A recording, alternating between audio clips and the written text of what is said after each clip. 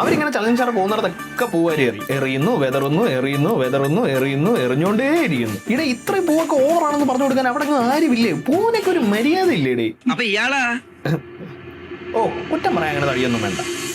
అందరికీ നമസ്കാരം.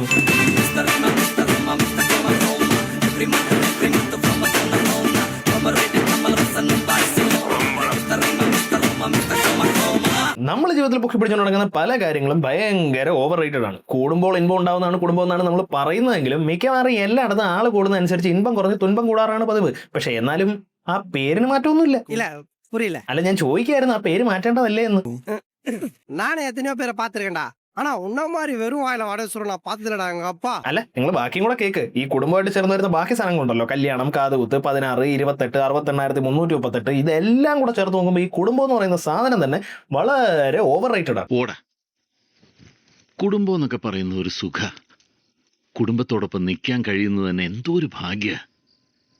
എനിക്ക് തോന്നുന്നത് ഒരാൾക്ക് 2 കുടുംബം വരെ ആകാമെന്ന്.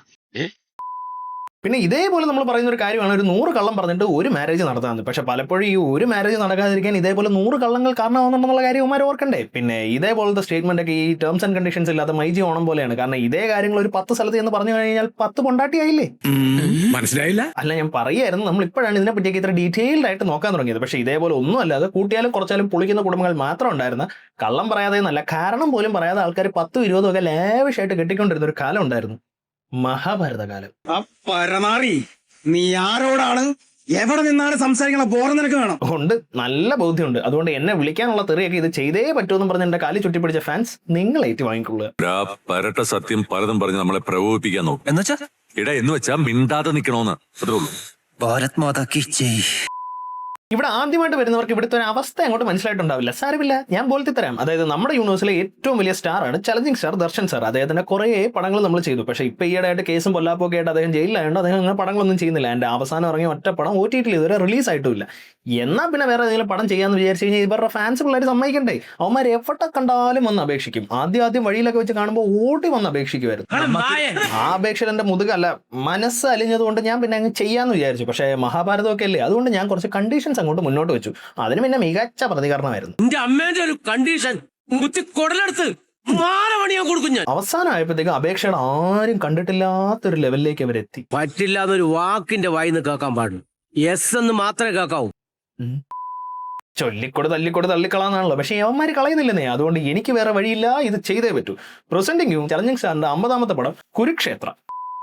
അപ്പോൾ പണം തുടങ്ങുമ്പോൾ നമ്മൾ കാണുന്ന ഒരു ലോ ബജറ്റ് മഹിഷ്മതിയാണ്. ഉച്ചയിൽ വെയിലടിച്ചാൽ ഉടനെ ഒരുത്തൻ ഇരുമ്പ് പ്ലേറ്റിൽ തുരുമ്പ് കമ്പ് വെച്ച് അടിക്കും. ഇതൊരു ഹാലൂസിനേഷൻ ബില്ലാണ്. ഈ അടിയോടുകൂടി ഇല്ലാത്തത് പലതും നമുക്ക് ഉള്ളതായി തോന്നും, ഉള്ളത് പലതും നമുക്ക് പലതായി തോന്നും. അപ്പൊ ഈ അടി അങ്ങോട്ട് കഴിഞ്ഞതും 7 ആന നിന്ന് ചിഹ്നം വിളിക്കും. സത്യത്തിൽ ഇതൊരു ഒറ്റ ആനയുള്ളൂ, പക്ഷെ നിങ്ങൾക്ക് അത് 7 ആനയായിട്ട് തോന്നിയില്ലേ? അതാണ് CGI ട്രാൻസ്. ഇത് കഴിയുമ്പോഴത്തേക്കും പച്ച അന്തരീക്ഷത്തിൽ നിന്ന് ഒരു ഗത അങ്ങനെ ഉണ്ടായി വരുന്നത് പോലെ നമുക്ക് തോന്നും. ഇത് ട്രാൻസ് അല്ല, ദൈവവിളി ഉണ്ടായതാണ്. കാരണം ദൈവവിളി ഇല്ലാത്തവർക്ക് ആ ഗത തറയിലിരിക്കുന്നതായിട്ടേ തോന്നും. എല്ലാം ദൈവമയം. അതിനകത്തൊരു ആക്കലുണ്ടല്ലോ. അയ്യോ, അത് വെറും തോന്നലാ. എന്താണെങ്കിലും അന്തരീക്ഷത്തിലെ ഗതയും പരശിനകടവ് സ്നേക് പാർക്കിൽ ഇല്ലാത്ത അത്രയും പാമ്പുകളെ നെഞ്ചത്തും തലയിലും വെച്ചുകൊണ്ടുള്ള ആ മഹാനുഭാവന്റെ എൻട്രിയാണ് അടുത്തത്. ഇടവും വലവും ക്രോസ് വെച്ച കുന്തങ്ങൾ മാറ്റുമ്പോൾ കഥവ് തുറന്ന് അതാ വരുന്നു നമ്മുടെ ചലഞ്ചിങ് സ്റ്റാർ. ഈ രാജാപ്പാട്ട് കുന്ത സെറ്റപ്പും തോട്ടിൽ ഉദിക്കുന്ന സൂര്യനൊക്കെ പോട്ടെ, ദർശൻ സാർ കഥവ് തുറന്ന് വരുമ്പോൾ ഒരു ഗ്ലോ കൊടുക്കണമെന്ന് പറഞ്ഞാൽ എവിടെയാണ് ഗ്ലോ കൊണ്ടുവന്ന് വെച്ചിരിക്കുന്നത്? ഓണം മാതിരി ഒരു സാധനം കൊടുത്തുകൊണ്ട് വൃത്തികേട്. അയ്യേ, വൃത്തികേടൊന്നുമില്ലായിരുന്നു, നല്ല രസമായിരുന്നു. വൃത്തികേട് പറയണ്ട, കേറി പോടാത്ത. അപ്പൊ നമ്മുടെ ചലഞ്ചിങ് സ്റ്റാർ ആണ് ദുര്യോധനൻ. അതും ഒരു വെറൈറ്റി ദുര്യോധനൻ. കാര്യം ഇങ്ങനെ വലിയ സംഭവം ആയതുകൊണ്ട് തന്നെ ഇങ്ങനെ കണ്ട ആണുങ്ങൾ അപ്പൊ തന്നെ നാണിച്ച് തലതാഴ്ത്തു. സ്നേഹം കൊണ്ടാ, കാരണം ഭയങ്കര ലിബറൽ ആണെന്നേ. ഭിത്തി പണിയാൻ കല്ല് കിട്ടിയില്ലെങ്കിൽ ഫ്ലെക്സ് വെച്ച് അഡ്ജസ്റ്റ് ചെയ്യാനും തറയിൽ മുഴുവൻ ലേറ്റസ്റ്റ് ടെക്നോളജി ഉപയോഗിച്ച് കടുവത്തല 3D പെയിന്റിംഗ് ചെയ്യാനും ഒക്കെയുള്ള സ്വാതന്ത്ര്യം കൊടുക്കുന്ന ഒരു നല്ല രാജാവാണ് ചലഞ്ചിങ് സ്റ്റാർ. അതുകൊണ്ട് തന്നെ കൊട്ടാരത്തിലെ പെണ്ണുങ്ങൾക്കും ചലഞ്ചിങ് സ്റ്റാറിനെ വലിയ കാര്യമാണ്. എഗൈൻ സ്നേഹം കൊണ്ടാ അവരിങ്ങനെ ചലഞ്ചിങ് സ്റ്റാർ പോകുന്നിടത്തൊക്കെ പൂവാരി എറിയുന്നു എറിഞ്ഞോണ്ടേയിരിക്കുന്നു. ഇടെ ഇത്രയും പൂവൊക്കെ ഓവറാണെന്ന് പറഞ്ഞു കൊടുക്കാൻ അവിടെ ആരുമില്ലേ? പൂവിനൊക്കെ ഒരു മര്യാദ ഇല്ലേടേ. അപ്പൊ ഇയാളാ ഓ കുറ്റം പറയാൻ അങ്ങനെ തടിയൊന്നും വേണ്ട. അപ്പൊ അങ്ങനെ രാവിലെ ഇറങ്ങി വന്ന് BP ഉറക്കാനുള്ള കൊട്ടാരം വാക്കിന് ശേഷം മൊട്ട വെയിലത്ത് കൾച്ചറൽ പ്രോഗ്രാംസ്. അത് കണ്ട് സന്തോഷിച്ച് ആനപ്പുറത്ത് കയറി ഒരൊറ്റ പോക്ക. അണ്ണാ കുനി തലതട്ടും. എങ്ങനെ തലതട്ടാവുന്നു? നല്ല ചോദ്യം. ഉത്തരം പറ. അടുത്ത ചോദ്യം. അല്ല ഇനി കുനിഞ്ഞങ്ങ. അടുത്ത ചോദ്യം. ഓക്കെ ചിൽ. അവിടെ എത്തിക്കഴിഞ്ഞാൽ പിന്നെ ചലഞ്ചിങ് സാറ് ഡ്രസ്സ് ഒരുക്കുകയാണ്. അങ്ങനെ കിണിക്കൊന്നും വേണ്ട, ഇവിടെ വലിയൊരു യുദ്ധം നടക്കാൻ പോവാണ്. ഈ വെൽക്രോ താടി ഒട്ടിച്ച മാമൻ പറഞ്ഞിട്ട്, അതും ദുര്യോധനനും ഭീമനും തമ്മിൽ. നമസ്കാരം. പക്ഷെ കാര്യം മറ്റയാളെ അടിച്ചു വീഴ്ത്തുക എന്നുള്ളതാണ് പ്രാഥമിക ലക്ഷ്യമെങ്കിൽ യവന്മാർ രണ്ടുപേരും അങ്ങോട്ടും ഇങ്ങോട്ടും മറ്റയാളുടെ ഗതയുള്ളിടത്തോട്ട് മാത്രം അടിച്ചോണ്ടിരിക്കും, ഏതാണ്ട് നേരത്തെ പ്ലാൻ ചെയ്ത് വന്ന പോലെ. அப்புறம் ரொம்ப முக்கியமான விஷயம், நீ இவனை குத்துறப்ப நீ கரெக்டா அங்கிட்டு இங்கிட்டு ஓடாம சரியா மூக்குல வாங்கணும். ஓகே, அதே மாதிரி இவன் ஒன்ன குத்துறப்ப நீ இங்கிட்ட அங்கிட்டுமே ஓடக்கூடாது, கரெக்டா வாங்கணும். ஒருத்தருக்கு ஒருத்தர் கோஆபரேட் பண்ணி குத்து வாங்கிக்கிறேன், அப்பதான் ஆட்டம் முடிஞ்சு சீக்கிரம் வீட்டுக்கு போகலாம். ஓகே. പക്ഷെ ഇത് കണ്ടോണ്ടിരിക്കാൻ പറ്റണ്ടേ? എത്ര നേരം എന്ന് വെച്ചാൽ അവന്മാർ ഈ കിൻഡർ ഗാർഡൻ അടി കണ്ടോണ്ടിരിക്കും. പക്ഷേ അവന്മാർ ഈ അടി കണ്ടിട്ട് നമുക്ക് അടിച്ച പോലെ തന്നെ അവന്മാർക്കും ബോറടിച്ച് കാണും. അതുകൊണ്ട് അടി പാതിൽ നിർത്താൻ റഫറി വരും. പക്ഷെ അപ്പോഴും അവിടുത്തെ CGI പ്രജകൾ കൈ അടിച്ചുകൊണ്ടേയിരുന്നു. പക്ഷേ ഈ ഒടുക്കം കാണാത്ത അടിയൊക്കെ വല്ലാത്ത ടേൺ ഓഫ് ആയതുകൊണ്ട് അവർ വീണ്ടും കൾച്ചറൽ പ്രോഗ്രാംസിലേക്ക് തിരിയും. അതിനായിട്ട് അടുത്ത അർജുൻ സാറിനെ മാനത്തോട്ട് നോക്കി അമ്പ ചെയ്യാൻ വിളിക്കും. അങ്ങേര് വന്ന് MS Paintൽ ഉണ്ടാക്കിയ ഒരു ആരോ ഷൂട്ട് ചെയ്യും. And the arrow squads flowers. എല്ലാവരും ഹാപ്പി. പക്ഷെ ലോകത്ത് അർജുനന് മാത്രമേ പൂതറപ്പിച്ച് അമ്പ ചെയ്യാൻ പറ്റുള്ളൂ എന്ന് ഈ മാമൻ പറയുമ്പോഴത്തേക്കും നമ്മുടെ അർജുൻ സാർ വരും. പുറംചട്ട കണ്ടിട്ട് ശക്തിമാനാണെന്നൊന്നും വിചാരിക്കേണ്ട, അർജുൻ സാറാണ് കർണൻ. മറ്റേ അർജുനൻ വിട്ട് ആരോ കുറച്ച് കഴിഞ്ഞിട്ടാണ് പൂവൊക്കെ തെറിപ്പിച്ചത്. പക്ഷെ അർജുൻ സാറിന്റെ ആരോ പൂ തെറിപ്പിച്ചോണ്ടാണ് തുടങ്ങുന്നത് തന്നെ. അതും ഇടയ്ക്ക് വെച്ച് സ്പ്ലിറ്റ് ആയിട്ട് 2 വഴിക്കൊക്കെ പോയി 2 കിലോമീറ്റർ റേഡിയസ് മുഴുവൻ അങ്ങ് പൂമഴ. പക്ഷെ ഇങ്ങനെ റോസാപ്പൂ കണ്ടിട്ട് ജാതി പോരാന്ന് പറഞ്ഞ് എല്ലാവരും ഇങ്ങനെ അധിക്ഷേപിച്ച് മടക്കി അയക്കാൻ പോയപ്പോഴത്തേക്കും ചലഞ്ചിങ് സ്റ്റാർ അങ്ങനെ പിടിച്ച് രാജാവാക്കി പ്ലെയർ ഓഫ് ദ സീസൺ അവാർഡും കൊടുക്കും. കണ്ടാ, വേറെ ആര് കണ്ടില്ലെങ്കിലും നല്ല പ്ലെയറിനെ ചലഞ്ചിങ് സ്റ്റാർ കാണും. എന്തായാലും വഴിയെ കൂടെ പോയടത്തിനെ പിടിച്ച് രാജാവാക്കിയില്ലേ, അപ്പൊ അതിന്റെ നന്ദി കാണിക്കണമല്ലോ. അതുകൊണ്ട് അർജുൻ സാർ ചലഞ്ചിങ് സാറിനെ പിടിച്ചൊരു പ്ലേറ്റിൽ നിർത്തിയിട്ട് ബഹുമാനിക്കാൻ അങ്ങ് തുടങ്ങി. ദാണ്ട വീണ്ടും റോസാപ്പൂ, ഇങ്ങനെ ഇത് മാത്രമേ ഉള്ളൂ. അവന്റെ മാസ്റ്റർ പീസാണ്, അതിൽ കൈവെക്കാൻ ആരെയും അനുവദിക്കില്ല.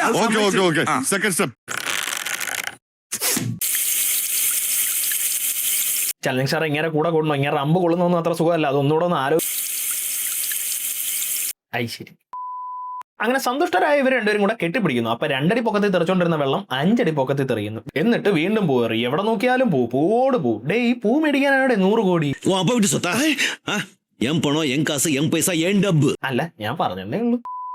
അപ്പൊ എന്തായാലും വഴിയെ കൂടെ പോയിരുത്തനെ പിടിച്ച് രാജാവാക്കിയ ചലഞ്ചിങ് സാറിനോട് എല്ലാവർക്കും കലിപ്പായി. അവർ പച്ചയ്ക്ക് പൊതു സദസ്സിൽ വെച്ച് ചലഞ്ചിങ് സാറിന്റെ അമ്മച്ചി കല്യാണത്തിന് മുന്നേ വിധവയായിരുന്നു എന്ന് പറയും. ചേട്ടാ, ഇതെന്ത് മാത്തമാറ്റിക്കൽ ഇക്വേഷൻ ആണെന്ന് മനസ്സിലാവാത്ത നമ്മുടെ ചലഞ്ചിങ് സാർ അയാളുടെ അമ്മയുടെ അച്ഛനെ കാണാനായിട്ട് കൊട്ടാരത്തിലോട്ട് ചെല്ലും. അതും വളരെ മാന്യമായിട്ട്. അങ്ങനെ കൊട്ടാരം മുഴുവൻ അടിച്ച് തകർത്ത് കാവൽക്കാരെ മുഴുവൻ പിടിച്ച് കെട്ടി അങ്ങനെ കഴുത്തിന് കുത്തിപ്പിടിച്ച് കാര്യം ചോദിക്കും. അപ്പൊ അങ്ങേര് പറയും ചലഞ്ചിങ് സാറിന്റെ അമ്മയെ ആദ്യം ഒരു ആടിനെ കൊണ്ട് കെട്ടിച്ചു, എന്നിട്ട് ആ ആടിനെ കൊന്നിട്ടാണ് ചലഞ്ചിങ് സാറിന്റെ ഡാഡിയെ കൊണ്ട് കെട്ടിച്ചതെന്ന്. അല്ലെങ്കിലേ ഫുൾ ടൈം ഞാൻ ഗോട്ടാണെന്ന് പറഞ്ഞുകൊണ്ട് നടക്കലാണ് ചലഞ്ചിങ് സാറിന്റെ പണി. ഇനി അങ്ങനെ പറയാൻ പറ്റുമോ? ആളുകൾ അടക്കം ചിരിക്കില്ലേ? അല്ലെങ്കിൽ തന്നെ നാളെ തൊട്ട് അങ്ങനെ മോർണിംഗ് വാക്കിന് ഇറങ്ങുമ്പോഴത്തേക്ക് ആരെങ്കിലും who is the black sheep എന്ന് ചോദിച്ചാലോ, അല്ലെങ്കിൽ പൂ അറിയുന്നതിന് വരെ ആൾക്കാർ പുല്ലറിയാൻ തുടങ്ങിയാലോ? ഇതൊക്കെ കൂടെ ആലോചിച്ച് വട്ട് പിടിച്ച ചലഞ്ചിങ് സ്റ്റാർ അവരെല്ലാം കൂടെ പിടിച്ചു കൊണ്ടുവന്നിട്ട് ഒരു ഗുഹയിലിട്ട് പൂട്ടിയിടും. അണ്ണാ, ഞാൻ പറയുന്ന കേക്ക്, ഡാഡി ഗോട്ടാവാതെ ഇരിക്കുന്നതാണ് നല്ലത്. നിന്റെ തന്ത വന്നിട്ടുണ്ടെന്ന് പറഞ്ഞു.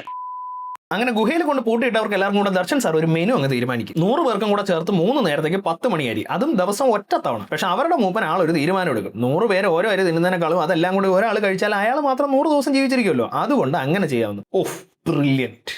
ഏതായാലും മൂപ്പന്റെ ആ പ്രപ്പോസൽ എല്ലാവർക്കും അങ്ങ് ഇഷ്ടപ്പെട്ടു. അവരെല്ലാവരും അന്നോട്ട് പട്ടിണി കിടന്ന് ശകുനി മാമനെ ഊട്ടാൻ തുടങ്ങി. അങ്ങനെ ഓരോരുത്തരായിട്ട് തട്ടിപ്പോയി. ഒടുക്കം ആ മൂപ്പൻ പറഞ്ഞു, ഞാൻ ചത്ത് കഴിയുമ്പോൾ എന്റെ മാംസം തിന്നാൻ നിനക്ക് പിന്നെ ഒരു 10 ദിവസം ന്യൂട്രീഷൻ കുറയാതെ ജീവിക്കാന്ന്. ആ പ്രപ്പോസൽ അങ്ങേർക്ക് അങ്ങ് ഇഷ്ടപ്പെട്ടു. അങ്ങനെ അങ്ങേര് സ്വന്തം തന്തയെ തിന്ന് എല്ലും തിന്ന് അവസാനം വന്ന വാരിയലിന് 2 പീസ് വെച്ചൊരു ഡയസ് ഉണ്ടാക്കും. ഈ ഡയസ് അങ്ങേര് പറയുന്ന പോലെ നമ്പർ കാണിക്കും. അപ്പൊ ഇത് വെച്ച് എന്തെങ്കിലും ചെയ്ത് അവിടെ നിന്ന് രക്ഷപ്പെടാന്ന് പറഞ്ഞിരിക്കുമ്പോൾ ചലഞ്ചിങ് സ്റ്റാർ വന്നിട്ട് പറയാ, എന്തായാലും എല്ലാവരും ചത്തു, നീ നിന്റെ തന്തയും തിന്നു, ഇനിയിപ്പോ ഒന്നും ചെയ്യണ്ട മോനെ, നീ പൊക്കോ. പാവം.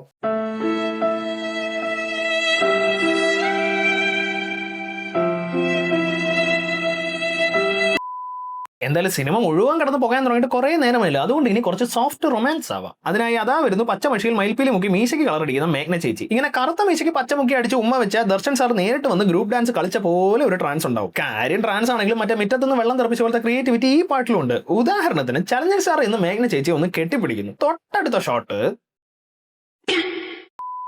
പക്ഷേ ഇത് കണ്ടു കഴിഞ്ഞാൽ ലോങ് ഡിസ്റ്റൻസ് റിലേഷൻഷിപ്പിലുള്ള 2 പേര് തമ്മിലുള്ള അനുരാഗ നിമിഷങ്ങളുടെ ആന്തരിക അന്തർധാരകളുടെ അനർഗളമായ ചിത്രീകരണമാണെന്ന് തോന്നുമെങ്കിലും ഇവർ 2 പേരും തമ്മിൽ ഇതുവരെ കണ്ടിട്ട് പോലുമില്ല. ഈ പാട്ട് കഴിഞ്ഞിട്ട് വേണം ചലഞ്ചിങ് സാറിന് മേഘ്ന ചേച്ചിയുടെ സ്വയംവര യാഗത്തിന് തന്നെ പോവാൻ. അവിടെ ചെന്നപ്പോൾ താണ്ടെ മേഘ്ന ചേച്ചി ആരുടെ കഴുത്തിൽ മാല ഇടുന്നു അയാളാണ് ചേച്ചിയുടെ ഭർത്താവെന്ന് ഈ മൂപ്പൻ അനൗൺസ് ചെയ്തിട്ടും ചലഞ്ചിങ് സാർ ചേച്ചിയെ പൊക്കി എടുത്തോണ്ട് ഒരു പോക്ക്. എന്തായാലും മേഘ്ന ചേച്ചി അങ്ങേറെ കഴുത്തിലെ മാല ഇടും. പിന്നെ എന്തിനാണ് അങ്ങേര് ഈ പോക്കൃത്തരം കാണിച്ചെന്നൊന്നും എന്നോട് ചോദിക്കരുത്, ബിക്കോസ് ഐ ഡോണ്ട് നോ.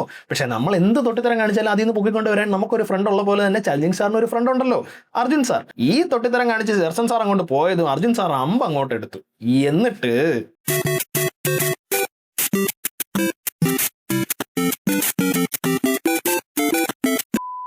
അപ്പൊ ചലഞ്ചിങ് സ്റ്റാർ ഇങ്ങനെ സ്മൂത്ത് ആയിട്ട് പൊക്കോണ്ടിരിക്കുമ്പോഴാണ് പാണ്ഡവന്മാർ ഒരു ഇൻവിറ്റേഷൻ കൊടുത്തു വിടുന്നത്. എന്തോ ഒരു യാഗം. അതിന്റെ അറ്റത്ത് പ്രസൻസ് ഇൻ പ്രസൻസ് ഉള്ളി എന്ന് എഴുതിയിരിക്കുന്നുണ്ട്. ചലഞ്ചിങ് സ്റ്റാർ ഒറ്റയ്ക്ക് ആനപ്പുറത്ത് കയറി അവന്മാരെ വായി ചെന്ന് കയറി കൊടുക്കും. അവന്മാർ കിട്ടിയതൊക്കെ അതിന് അങ്ങേരെ ഒരു കാർട്ടൂൺ നെറ്റ്വർക്ക് മാളികയിലോട്ട് കയറി വിടും. അങ്ങേരും താമരക്കുളം അംബുജാക്ഷന്റെ രക്തരക്ഷസ് BTS കാണാൻ കയറി പോകുന്ന പോലെ അകത്തോട്ട് കയറി ചെല്ലും. അകത്തോട്ട് ചെന്നപ്പോൾ എല്ലാം ഒരേ ട്രാൻസ്, പിന്നെ കുറെ ഡാൻസ്. അതിന്റെ ഒരു മൂപ്പിൽ അങ്ങനെ വെള്ളത്തിൽ കാല് വെച്ചപ്പോൾ കാലൊന്ന് മുങ്ങി. വെള്ളത്തിൽ കാല് മുങ്ങുന്ന ഒരു പ്രശ്നമല്ല, പക്ഷെ അത് പാഞ്ചാലി കണ്ട് ചിരിച്ചു. ഒരു പെണ്ണ്, അതും 5 പേരുടെ ഭാര്യ അങ്ങേരെ നോക്കി ചിരിച്ചത് അങ്ങേർക്ക് തീരെ സഹിക്കാൻ പറ്റിയില്ല. അങ്ങേരെ ആത്മഹത്യ ചെയ്താലോ എന്ന് വരെ ആലോചിച്ചു. പക്ഷെ അപ്പോഴാണ് നമ്മുടെ തന്തേ തന്ന മാമൻ വന്ന ഒരു ഐഡിയ ഉപദേശിച്ചു കൊടുക്കുന്നത്. പക്ഷെ പ്രശ്നം അവിടെ ഒന്നും അല്ല തുടങ്ങിയത്. ചീട്ടുകളിയിലാണ് യഥാർത്ഥ പ്രശ്നം തുടങ്ങിയത്. പരന്തു അവരും നമ്മളുമായിട്ട് എപ്പോഴും ചീട്ടുകളിയായിരുന്നു.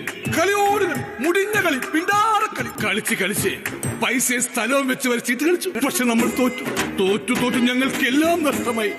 അവസാനം പണയം വെക്കാൻ ഒന്നും കിട്ടിയില്ല. വാസുവണ്ണൻ രമണി ചേച്ചി വരെ പണയം വെച്ച് ചീട്ട് കളിച്ചു. എന്നോടൊന്ന് തോന്നരുത്, പറയുമെല്ലാം പറയണല്ലോ. കളിയിൽ നമ്മൾ തോറ്റു. അവര് രമണി ചേച്ചിയുടെ സാരി വെച്ചു. അപ്പൊ നമ്മുടെ അകന്ന ബന്ധു കൃഷ്ണകുമാർ മാമൻ വന്ന് ചേച്ചിക്ക് സാരി വാങ്ങിച്ചു കൊടുത്തു. അങ്ങനെ ആദ്യത്തെ കളി തോറ്റ് കാണാൻ കേട്ട് വീട്ടിൽ പോയ അവന്മാരെ ചലഞ്ചിങ് സ്റ്റാർ വീണ്ടും ചീട്ട് കളിക്കാൻ വിളിച്ചു. അവന്മാര് നല്ല ബുദ്ധിയുള്ള മനുഷ്യരായതുകൊണ്ട് വീണ്ടും വന്ന് ചീട്ട് കളിച്ചു. ബാക്കി ഉണ്ടായിരുന്ന ജാതിത്തോട്ടം ചപ്പാത്തി പലയും കൂടെ അവന്മാർക്ക് എഴുതി കൊടുത്തിട്ട് അവന്മാർ തിരിച്ച് ഹാപ്പി ആയിട്ട് വീട്ടിൽ വരും. പക്ഷെ അവിടെ ചെന്നപ്പോഴത്തേക്കും പാഞ്ചാലി ഭയങ്കര സീൻ. അക്ക് കളിക്കാനെങ്കിലും 5 സ്ഥലമെങ്കിലും തരണമെന്ന് അപേക്ഷിക്കാനായിട്ട് കൃഷ്ണനെ പറഞ്ഞു വിടും. ഈ തിരക്കിനിടയ്ക്ക് നിങ്ങൾക്ക് ചിലപ്പോൾ മനസ്സിലായിട്ടുണ്ടാവില്ല, ആ കൃഷ്ണനായിട്ട് അഭിനയിക്കുന്ന ആരാണെന്ന് നോക്കൂ. കാര്യം ഞങ്ങൾ ഫാൻസ് ഒക്കെ തന്നെ. പക്ഷെ ക്രൈസിസ് സ്റ്റാറിനെ അഭിനയിപ്പിക്കാനായിട്ട് മാത്രം കുടവേറുള്ള ഒരു കൃഷ്ണനെ ഉണ്ടാക്കിയ പാപമൊക്കെ ഏത് കണക്കി കൊണ്ടുവന്ന് എഴുതും? അത് നിന്റെ അമ്മായിയമ്മയുടെ പ്രസവത്തിന് പലഹാരം ഉണ്ടാക്കി കൊണ്ടുപോയ കണക്കിൽ എഴുതിയാൽ മതി. അപ്പൊ ഇനി മഹാഭാരത യുദ്ധമുണ്ടായ കഥയാണ്. പാണ്ഡവർക്ക് പാതി രാജ്യം കൊടുക്കുമോ എന്ന് ചോദിക്കാനാണ് മീഡിയേറ്ററായ സാക്ഷാൽ കൃഷ്ണൻ കൗരവസഭയിൽ പോയത്. 5 ഗ്രാമം 5 വീട് എന്നിങ്ങനെ മൂപ്പര് താഴോട്ടിറങ്ങി. അപ്പോഴും ലവന്മാര് സൂചി കുത്താൻ ഇടം കൊടുക്കൂല എന്ന് പറഞ്ഞു. അപ്പോഴാ മൂപ്പര് 5 ബ്രദേഴ്സിനെ വിളിച്ചു പറഞ്ഞത് പൂശടാ പിള്ളേരെ എന്ന്. അങ്ങനെ പൂശാനായിട്ട് നമ്മുടെ യുവരാജാവ് നിഖിൽ കുമാർ സാർ വരികയാണ്. അതും നല്ല 1-ാം തരം പൂശ്. പക്ഷെ അപ്പ അമ്മാവന്മാരൊക്കെ വീണ്ടും പ്രശ്നത്തിന് വന്നു. അവസാനം യുദ്ധമായി. യുദ്ധത്തോട് യുദ്ധമോ അല്ല, അടിയോടടി, മുടിഞ്ഞടി.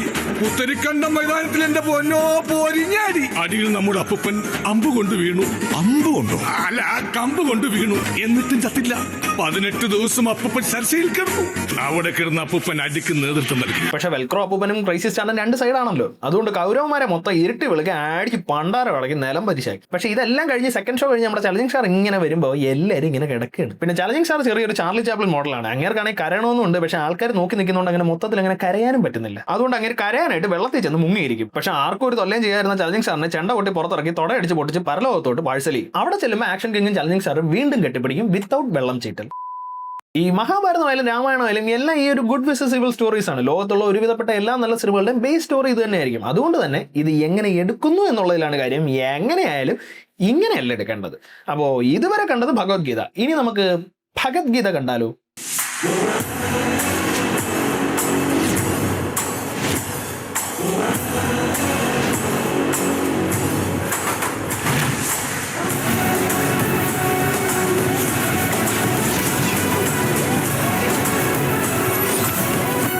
ఇందాక విన్నది భగవద్గీత,